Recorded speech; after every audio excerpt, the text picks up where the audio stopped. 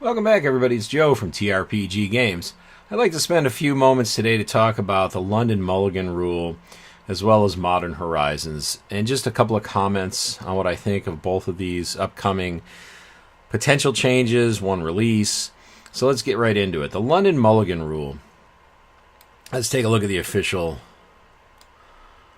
website here. So Mythic Championship 2 in London, that's why it's being called the London Mulligan. We're trying to try a new Mulligan rule. So effectively, when you mulligan for the first time, you'll draw back to 7 cards instead of 6 in the scry. That will give you the opportunity then to put away 1 card at the bottom of your library and continue play. Now, I think where this is the most, which is, I think, a little bit better. It's a little bit of a change there to the positive as far as the power of the mulligan goes, if that's considered to be a positive. Now, the where it really gets impactful is, I think, on where you would normally go to 5 cards. Instead, you're going to draw 7 and put away 2, but being able to pick the best 5 out of that 7 is huge. I mean, that is just an incredible change to the dynamic of the mulligan. So I think in Standard, here's my prediction, folks. In Standard, this is what's going to happen. It's going to apply to Standard. Maybe apply to Draft as well. I don't see it applying to Legacy or Vintage or Modern. The reason for that is there's too many cards, and people are going to build decks around just basically rummaging for a card on their mulligan intentionally. So they're going to mulligan until they find the card that they need to get their turn to win, or whatever other combo that people are creative enough to come up with. It's just going to get abused. It's going to get abused too badly. So I don't think it's going to really play in Modern, Legacy, Vintage. I think that there is a better than 50% chance. I would say I'm on it 2/3, 70% chance, we'll just say, that this rule is going to apply to Standard. And I think they're going to release it with the Spark set. I think that's going to come in, time it with the release of Spark, so that becomes the new Standard rule as well as Draft format. That would be my best guess. And I think that would be appropriate for those formats. I think it would be great for those formats. So that's my take on it. Call me crazy. Put your comments below. I'd like to hear it. Talk about different combos in Modern or Legacy that you know about that would benefit from this. Some people are speculating on cards. I dug up some copies. This Chancellor of the Annex over here, which is kind of a neat card. I would hope if you guys could see it, huh? I think the artwork on this card is worth the $5 these are going for now. So whether or not, and you can see the effect there, I don't think this card is really going to break anything in Modern or any other format, to be honest with you. But hey, it's cool artwork, so what do you got to lose? But I would not be investing in this. Maybe, I guess if you're going to bank on Standard, the speculative play would be on the Foresight, the Sphinx of Foresight. That might make a minor impact. I've played with that card a little bit in mono blue. I'm not really super impressed with it. I don't think anybody really is. But who knows? With Spark coming out, it might be more impactful of a card anyway. So it's a rare, so don't go too crazy, folks. Remember, the print runs on rares versus mythics are 2 completely different things, especially in any recent set made from, say, 2012 onwards. There's a crap ton of rares out there. Craps and craps tons of rares. So don't go too hog wild investing in any rare. I don't care what it is. Mythics would be the place if you're going to gamble a little bit. Gamble on the Mythics. So let's go on and move on to Modern Horizons. So I found this very interesting. I didn't read about it until this morning. Today's the 1st of March. I think it was announced yesterday, actually, 28th of February. And so we'll read the announcement here. Releasing June 14th, Modern Horizons contains 249 new to Modern cards, 254 total cards, the mix of reprints not yet legal in Modern, and new cards that celebrate both Modern and Magic's rich history. Modern Horizons will release on Magic Online June the 13th. I'm not sure if they've given a print version release. I'd imagine it would be somewhere around the same time, maybe a week out. Modern Horizons boosters online will be at $6.99. Remember, Wizards of the Coast no longer uses the definition of MSRP, manufactured suggested retail price. And this is so they can collaborate with, basically go along the lines of Amazon, of just setting the price, letting the market set the price. And I think we're going to see boxes on Amazon going for $90, $95 range of this set coming up. Of the Spark set coming up.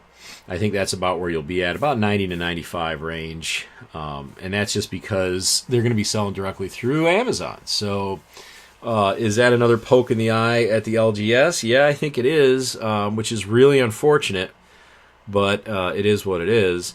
The LGS makes this game. I mean, really, Arena, as fabulous as it is, I'm going to segue on this, folks.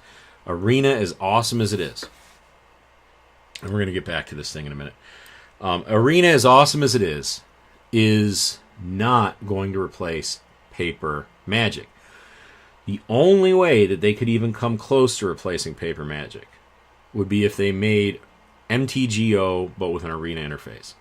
That would make the game much more desirable, allow people to still play for free with gems and gold and such, but allow people to also trade like on MTGO. So you actually you're not afraid to dump $500, $1,000, who knows how much money you're willing to invest, quote unquote, in the game. In Arena, why would you invest ever more than $100 a month? I'm going to be doing new video. I've done some videos in the past on how to get up to a tier 1 deck on $5. I'm going to do it again. We're going to do it with a Mono Blue next time. We did it with Guilds, Gates Matters, rather, last time. Why would you pump the money into Arena that you could pump into paper cards? You're not going to pay $400 for Ultimate Masters on Arena. They're never going to realize. So they're realizing tons of microtransactions. They're making millions of dollars on the product. Congratulations. They deserve it. It's an awesome product. But Arena is never going to approach the sales levels of paper, especially not long term. MTGO, which is a mainframe garbage fire interface, the theory of it and the practice of it versus the technical. Set aside the technical, the graphics are lousy. It's ugly to look at. It's kludgy, clunky, terrible, non-intuitive interface that is unforgiving. Is just a bad interface, which we all played on, myself included, for quite a while until Arena came out. I only go back to tinker around with modern decks and stuff anymore on MTGO. There's just I wouldn't play anything standard or draft or anything on MTGO. There's no point because it's a junk interface. But the framework is there. It's an awesome framework for having a virtual online trading world. If they would just simply have, this is my opinion, this is Joe's opinion. If they would have just simply migrated somehow MTGO into Arena, which I know is a huge undertaking because you got to have all the card interactions, you got to do all that database update. I know that, I get it. Let's get there in the future. Let's use the Arena format to move from MTGO into an Arena-like interface. Everybody will love it. You'll be able to move your cards in collection from MTG over, so people will have newfound value in their stuff. People love it. I'm telling you, the collectors and the players would absolutely love this. And then what you do is you have your microtransaction platform, your more casual Arena, if you will, mobile device ready. So you have you have basically two online Magic forms. You have the MTGO 2, which is a slick interface like Arena, but with all the database of MTGO and the trading capability of MTGO and the economy of MTGO. 1, and then 2, you have Arena 2, which again is mobile device compatible. It's the more casual thing, and that just is again standard, and so you're just gonna be playing constructed standard and doing all the kind of formats you do on Arena now. Much simpler, but you're losing legacy, you're losing modern on Arena. It's a shame that we're forced back into MTGO for that. Please give us this new MTGO 2 that gives us the interface, but yet the economy of the old MTGO. People will love it. People will pump hundreds and thousands of dollars into that on a monthly basis.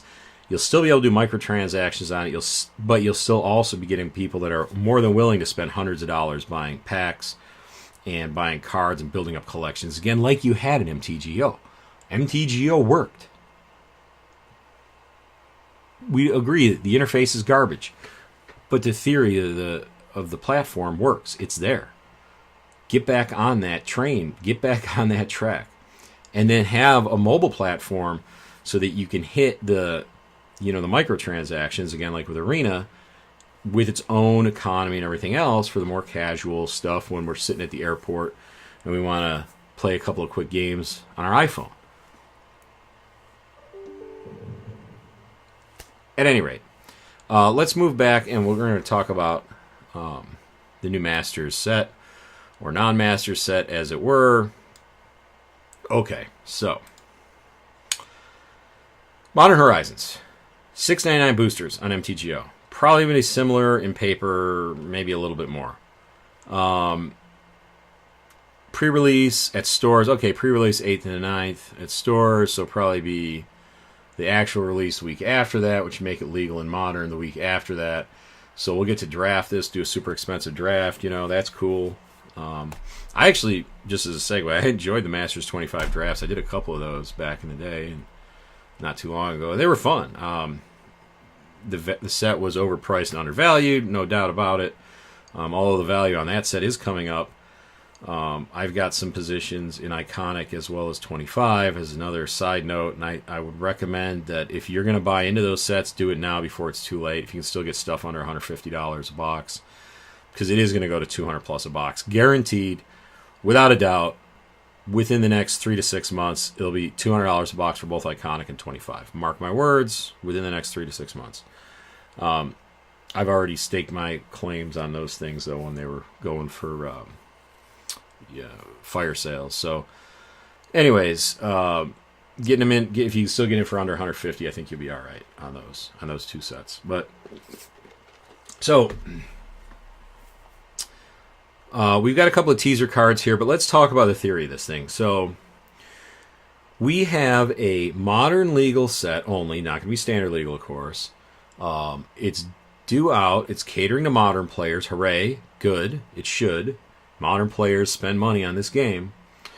And it's going to, I believe, be a mixture of about half new cards and about half reprints of stuff that was in Legacy that was effectively banned from Modern. Stuff that was broken back maybe in 05 or 10 or even 15 at some point in Magic's past, that they consider to be not so broken now, or maybe there's answers. Maybe there's answers in this set. Maybe they're going to put stuff back into play that was broken that shouldn't be broken so much anymore, which is going to spice up Modern. That's awesome. Let's spice up Modern. Let's put a whole new flood of cards into the format and break away from maybe some of the same old decks that we're seeing. Although the Arclight Phoenix decks has been a big change to the format lately, but that's a side note. I don't want to get too much off into the depths of Modern. I think this set will be good and healthy, but here's the big but, folks. If I am heavily invested in Modern now, which I personally am only moderately invested in Modern, if I'm heavily invested in Modern, I'm kind of running for the hills a little bit. Not because there's going to be Modern staple reprints. Again, there's not going to be Modern staple reprints in this set. But there's going to be cards that are going to possibly, potentially, hypothetically change the format. Maybe Tron's not a thing anymore. Maybe Chalice of the Void gets broken easily. Everybody has an answer for it. Angels is the new great deck. I don't know. I'm just throwing out. Who knows? Okay, you don't know until it comes out, and you got to give it a few weeks to mature, and let those folks that are smart and have the time to dedicate to it build decks. But if you're into decks that have value now, there is a little bit of a scary factor. Is that going to change the value of your decks? And I want to kind of sort of reassure you guys that it's not going to be too bad. And the reason I say it's not going to be too bad is because the land bases, fetches are not getting reprinted. And what is most of your money, half your money or more, most of your modern decks, is your land base, as everybody is well aware. So I think the land base is going to remain pretty much unchanged. They're probably going to introduce some new lands in this thing that are going to be cool. The one thing that would really break people's bank accounts would be if they do something to somehow replace fetches. They're not going to reprint fetches. But if they can somehow make something that is technically better than a fetch, or even technically equal, or very, very equivalent to a fetch, that might change the fetch. And you know they want to do that. So that would be... I guess I was going to reassure you guys. I'm probably scare you now. Breaking fetches is something that Wizards wants to do, because they have said repeatedly that in tournaments... The problem with fetch lands, the reason they don't want to reprint them, is that in tournaments it requires too much deck reshuffling and too much time loss, and too many games go to turns or go to rounds, and it's a problem. They don't like it. It doesn't look good on camera, and it times out a lot of games. So fetch lands have been a thorn in the side of WotC in Modern for a while, and if they have a solution to basically eliminate fetches or make them something technically equal to them, like a way better Evolving Wild or something where the land comes in untapped, goodbye fetch lands. They're not going to be $50 plus cards anymore. They're going to be, $5 cards. So just bear that in mind. I'm going to throw it out there as a possibility. Just because Wizards, WotC has said many times they don't like fetch lands. So, not to the point of banning them, of course. But anyway. So, my thoughts on this set is mixed review. I'm looking, it's going to spice it up, but I'm coming in as somebody who's not heavily invested in Modern. I have play sets of stuff, but I don't necessarily backstock, 100 copies of extra fetch lands for them to appreciate and value. Or really any Modern card for that matter. I just have a smattering of extra stuff. So that's just me personally. I'm not overly invested in it. If I were invested in Modern, I and others would tell you, I'm sure Rudy would tell you, bad idea, anything that's reprintable. Don't invest in it. In this case, again, I'm making a 20%, 30% chance prediction that there is going to be some pseudo replacement for fetch. Yeah, I don't even think it would be on an Evolving Wilds type card at all. It would be something that would replace fetch. It would be technically equal to or even better than it, and that wouldn't require a deck shuffle. So that's my thought on fetch. I'm not saying it's over 50% chance. I'm saying that there is a chance that they're going to go that way. This is my personal prediction based on what I know, what WotC has said over the last recent years, and the kind of shenanigans that they have done in the past. So anyway, mixed emotions on that. To summarize, I think the set's going to have mixed reviews. It's definitely going to come out strong. It's probably be a fairly limited print run. So buying 2-3 boxes of it's probably not a bad idea. 1 to crack, 1 or 2 to save. I don't know that I would bet the bank on this set, though. It is a new product. I don't know that I would expect this to be as successful as Ultimate Masters, so investing in it, I don't know. Again, buying 2-3 boxes, if you've got $1,000 to set aside, that should be fine, but I don't know that I'm not going to plunk down a significant investment into it, but I've been right and wrong on stuff before. I didn't invest heavily in the first Ravnica Timmy box, Mythic Edition, and I was wrong on that. I didn't on the second one either, and I was right on that one. So, it is what it is. It's kind of a crapshoot with these things, but I would be cautious on this one. It is possible that there's a couple of cards in there that completely change the format, and they're absolutely needed cards, and everybody plays them in Modern. That's possible, and that drives the price of the setup, and it's hitting $500. Within 3 months. But I wouldn't bank on that. So just be cautious, folks, and have fun out there. Remember, it's a game. Play it, enjoy it. If you do invest, keep it to a point where you can afford to lose, and keep it as fun investments. And with that, I am out of here, folks.